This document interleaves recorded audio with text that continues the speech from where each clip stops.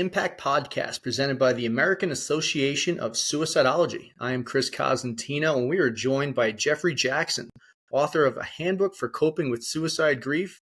Jeffrey, welcome to the show. Great to be here, Chris.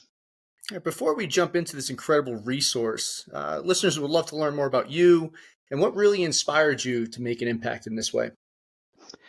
Well, I lost my first wife to suicide in 1998, which is, I just passed the 25-year mark, which is unbelievable to me. But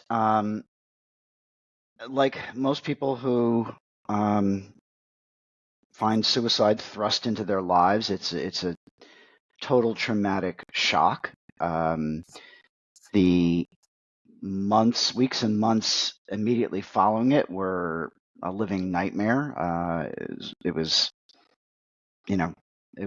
truly was. And the word survivor is often used to describe people who lose someone to suicide, because it really is a process of existential survival.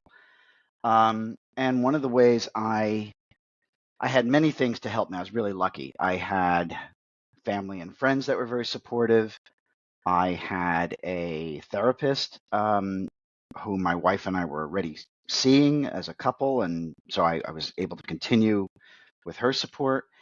But I joined a support group, an in-person support group that met in a church basement once a month. It was peer-led, and it was probably the most important tool I had in my quiver to heal from this. And after time, and I'm one of the other ways I coped with it was I decided to learn as much about the phenomenon of suicide as I could. So I consumed a whole shelf full of books about it. But I realized that when I met other people who were going through the same thing, that was a very difficult thing to do. That wasn't for everybody, to be able to sit down with a book about suicide when you're trying to still process the loss of someone you love to suicide. And when I was in one of my meetings, there was an older gentleman there who kept a little notebook with him, just one of those little spiral-bound pocket notebooks. And every once in a while, I'd see him jotting things down. And I asked him about it. And he said, well, whenever anyone says something that's helpful to me, I write it down, and then I keep this book with me, and I refer back to it when I'm having a tough time. And that, combined with my background, which my first career was in advertising, where I've often had to take complex subjects and boil them down to their essence in a simple guide or a simple, publication. And I thought there was a void of something that was portable, bite-sized, that wasn't too daunting for people to read, like a big tome about suicide. And at this point I was already kind of like 3 years into it. So I was pretty well, as we like to say, I was on the other side of my grief. So I was in a better position to write such a handbook. And that's what I did. I put together this very bite-sized, it's about, between 20 and 30 pages. Reads more like a brochure than a book in terms of just sheer text. You can hop around. There's different sections. There's graphics, and it just kind of is a primer on the top of everything I've learned about suicide. And a lot of people have found it very helpful. I connected with AAS, and you guys published it 20 years ago for the first time. And I just updated it, and we published a new version together. Yeah, that is wonderful. I mean, like you said, it is a handbook. It's pocket-sized. And I think when you talk about this subject, the last thing you want to do is just get this massive textbook, right? Yeah. And it just becomes overwhelming on top of everything else. Now, one of the things you mentioned is survival. And in the handbook, you mentioned, your emotional survival and how you're going to go through, the roller coaster ride of emotions. For our listeners who, may be experiencing this recently, or maybe even, a few years ago, and they're still battling through it. Can you talk to that emotional survival and the steps that you have taken, to kind of cope in a way with your loss. Absolutely. Well, these days I counsel people directly, other people who've lost someone to suicide, both through a group and in one-on-one conversations. And one of the things, there's a few fundamentals that I always try and impart to them on my first talking to them. And one of them is to understand and appreciate that to lose someone to suicide is one of the most traumatic experiences possible for human beings. The American Psychiatric Association has, I believe, 5 tiers of trauma, and they group things into it. And losing a loved one to suicide is among the highest, most traumatic experiences. So I always ask the people who are going through it is to kind of respect that, when they find, even if it is years down the road, and they find that their grief isn't linear, and that sometimes that's surprising to them. Like, I was doing better and now I'm backsliding and I feel worse than I did before.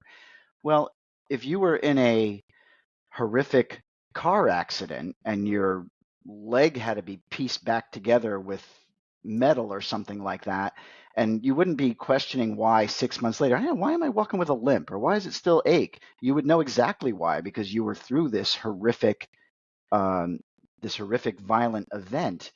And same thing goes for losing a loved one to suicide. It is a trauma of the highest order, and it takes a certain amount of I don't really like to use the word work, but language fails us sometimes. It's the best word I have for it, of effort to process it. It's a sort of wound that time alone will not heal.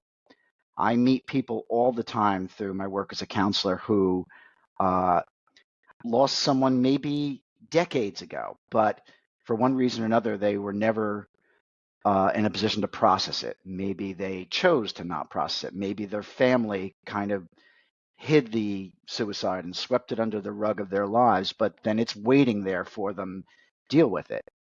So there's a certain amount of effort people have to go through if they're going to come to understand suicide, which I think is the number one tool for coping with it, because it is fundamentally misunderstood by most people as a phenomenon.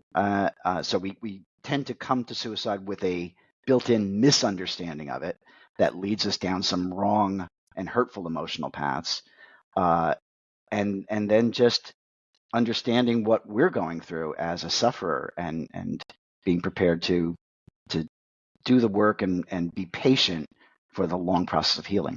Now, you mentioned, how suicide can be misunderstood. I just want to touch on that for a second here. And, Sure. what would you say are some of the biggest things that about suicide that jump out as being misunderstood, and why that might be? We tend to think of suicide as a somewhat logical act, a response to an external situation.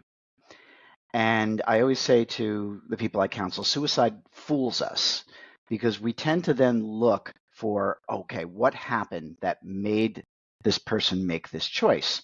And we tend to re-examine the timeline of the days and weeks and months leading up to it. What did that person do? What did something happen in their relationship, in their career? What did I do? Usually that ends up turning on to the inward on the person. Did I say something? Did I fail to say something? And the truth of it is that rarely matters. All that is surface noise, because what I've uncovered through and I probably have met and talked to well over 1,000 people and heard their suicide stories, stories of the people they lost.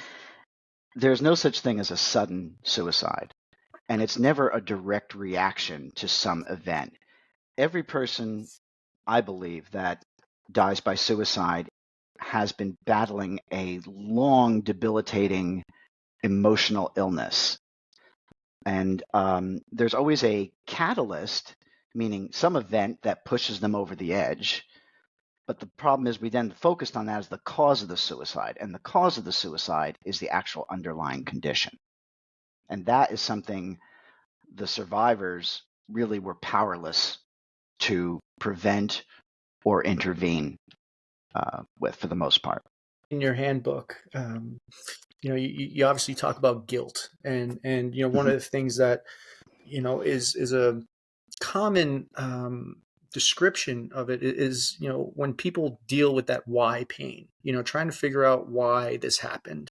And it's one of those things that really had an impact on me as I read so many stories and met with so many people who have been dealing with this. I'm curious to know how you personally have you dealt with that why pain? How have you managed to, in your journey through your process, not ignore what happened, but how do you evaluate it, learn from it, and then share that information without taking anything or making assumptions, like you mentioned in your handbook, or taking it personally? Yes, I definitely dealt with it. I dealt with it to an extreme degree because I lost my wife, and it's a little bit different. I talk to people who've lost siblings, who've lost children, who've lost parents. There's something about a significant other and a spouse that's a little different. And one of the ways it's different is that your entire life is intertwined with that person on a daily basis, and you've chosen, the two of you together, to kind of throw your lot in together and kind of make an unspoken contract that we're going to care for each other. So you feel extremely responsible when you lose that person. Um, Guilt is something that seems to be the one emotion that's universal to everyone who loses someone to suicide. There's a clinical reason for that, um, that psychiatrists have identified. One of the things that's most frightening to human beings is the idea that we don't have control over the events in our lives because we like to think we do. And when something like that happens, we lose someone close to us, we would actually rather blame ourselves than admit that we couldn't have prevented it or controlled events. So that's one element of it. But I just came to understand the reality of what is driving suicides. Like nowadays, there's actually even a push among mental health professionals to start classifying and diagnosing suicidality, which is a kind of cumbersome word, but it's the best we have, as its own distinct condition. Not just it can coexist with depression and other mental illnesses or even substance abuse, but it's something distinct from it because there are millions of people that suffer those things and don't end up taking their lives. And I think it's been a mistake to look at suicide as just like depression on steroids. I believe there has to be something specific of a condition, whether it's a chemical, I'm not a scientist, I'm not a medical professional, but some sort of like chemical imbalance in the brain that leads people to suicide as a response to the pain in their life. So it's really just coming to understand the truth of it. Like I said, it wasn't that event that happened 3 days before. It wasn't that disappointment that struck them the last month or something. Those are all, like I said, those are additive things. I have my own theory about suicide, that speaks to that. Now, in your book, A Handbook for Coping with Suicide Grief, you mentioned that suicide is different than any other death. Why is that? With every other death, whether it's through disease, old age, even a horrific accident, we are left with the innate understanding, belief that the people we lost would still be here with us if they could. When we lose someone to suicide, there's the perception, and I want to emphasize perception, not reality, the perception that they chose to leave us. And that makes grieving very difficult and confusing and complicated.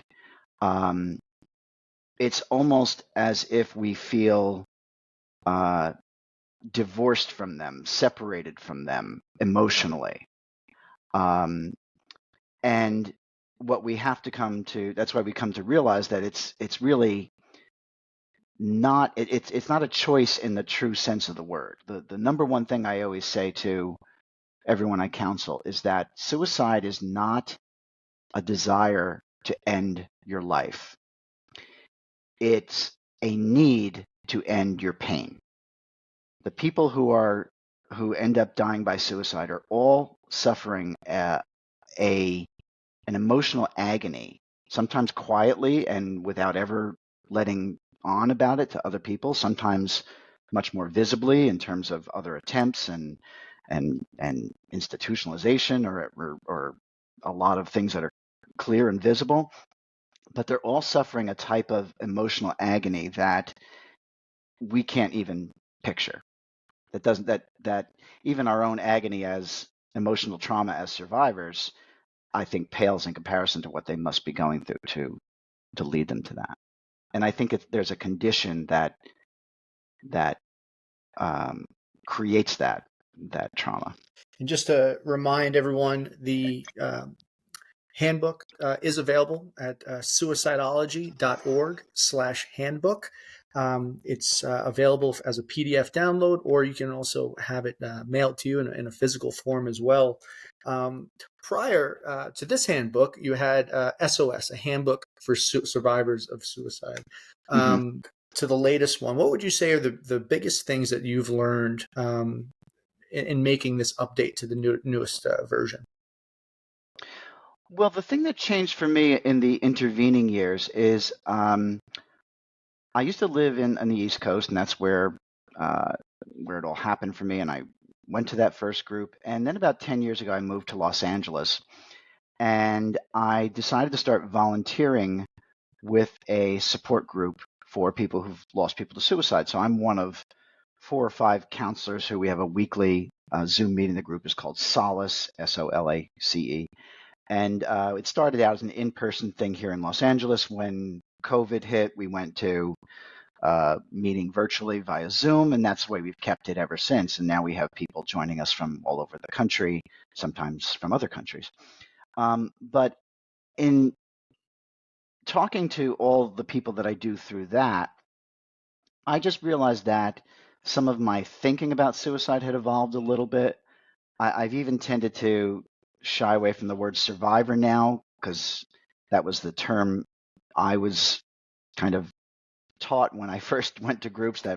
But sometimes that term is misunderstood. When you say suicide survivor, people think it means someone who survived their own suicide attempt, which is not the case at all.